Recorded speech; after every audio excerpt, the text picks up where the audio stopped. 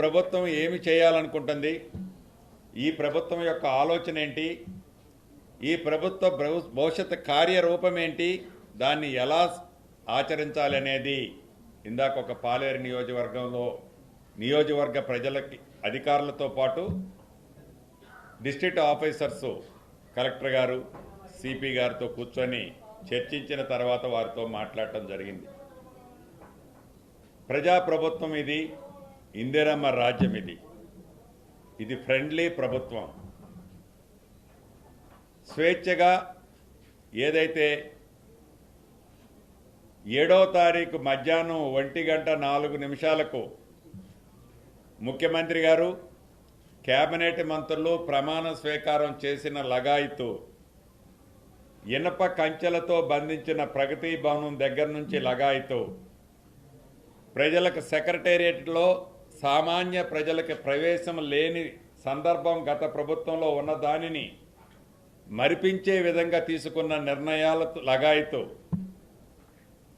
స్పాట్లో తీసుకునే అనేక నిర్ణయాలు గౌరవ మా ముఖ్యమంత్రి గారు మంత్రులు దాని మీద చర్చించి తీసుకొని సామాన్య ప్రజలకి అందుబాటులో ఉండే ఈ ప్రభుత్వం అనే శ్రీకారం చుట్టడం జరిగిన సంగతి మీ అందరికీ తెలియంది కాదు.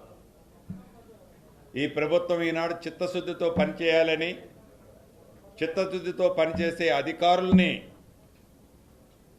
కీ పొజిషన్లో పెట్టుకొని మిగతా అధికారుల సహకారంతో ప్రజలకు ఏవైతే హామీలు ఇచ్చామో 6 గ్యారంటీలు, ఈ 6 గ్యారంటీలు ఇంప్లిమెంట్ చేసేదే ఈ ప్రభుత్వం యొక్క ప్రధాన లక్ష్యం, ఆశయం. ఈ 6 గ్యారంటీలు నమ్మి తెలంగాణ రాష్ట్రంలో కాంగ్రెస్ ప్రభుత్వాన్ని, ఇందిరమ్మ రాజ్యాన్ని దీవించారు. ఇందాక అధికారులతో కూడా అదే మాట్లాడాను. ఈ ప్రభుత్వం కక్ష సాధింపు ప్రభుత్వం కాదు. గత ప్రభుత్వం యొక్క ఒత్తిళ్ల వల్ల, గత ప్రభుత్వం యొక్క కొన్ని తప్పుడు నిర్ణయాలు మీ మీద పెట్టి రుద్దిన సందర్భాలు కోకోలాలు ఉన్నాయి. వాటిని ఇవాళ విమర్శించుకోవటానికి ఈ సమీక్ష నిర్వహించలేదు. గత ప్రభుత్వం ఏవైతే తప్పులు చేసిందని మనం అనుకుంటున్నామో తిరిగి అవి పునరావృతం కావద్దు.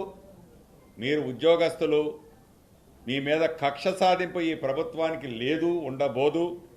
ఒక పాలేరు నియోజకవర్గమే కాదు, ఉమ్మడి ఖమ్మం జిల్లానే కాదు, యావత్ తెలంగాణ రాష్ట్రంలో కేబినెట్ మంత్రులమైన మేము, మా ముఖ్యమంత్రి గారికి కూడా ఇటువంటి కక్ష సాధింపు చర్య ఏ ఒక్కళ్ళ మీద లేదు.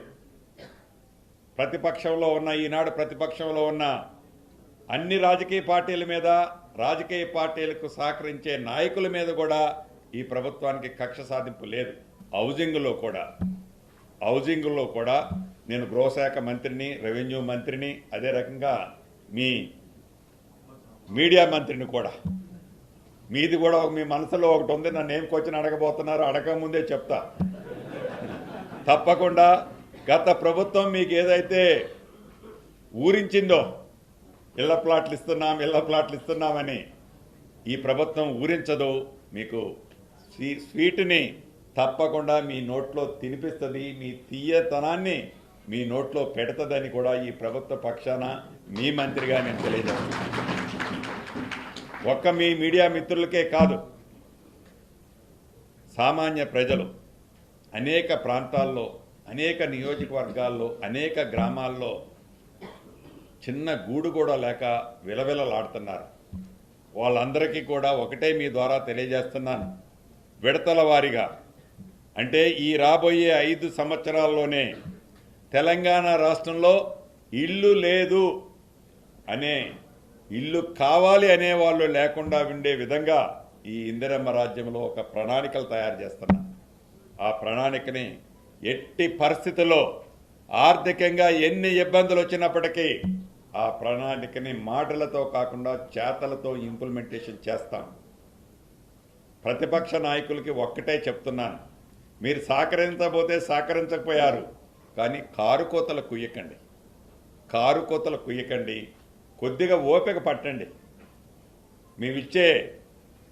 మేము పంపే ఏదైతే సందేశాలు కానీ, కార్యరూపం దాల్చేసే సిస్టమ్ కానీ కొద్దిగా ఓపిక పడితే ఈ ప్రభుత్వం యొక్క చిత్తశుద్ధి మీకే అర్థమవుతుంది, ప్రజలకు ఇప్పటికే అర్థమైంది. అప్పటిదాకా ఓపిక పట్టాలని కూడా ఈ వేదిక ద్వారా నా మిత్రులైన ప్రతిపక్ష సోదరులందరికీ తెలియజేస్తున్నా.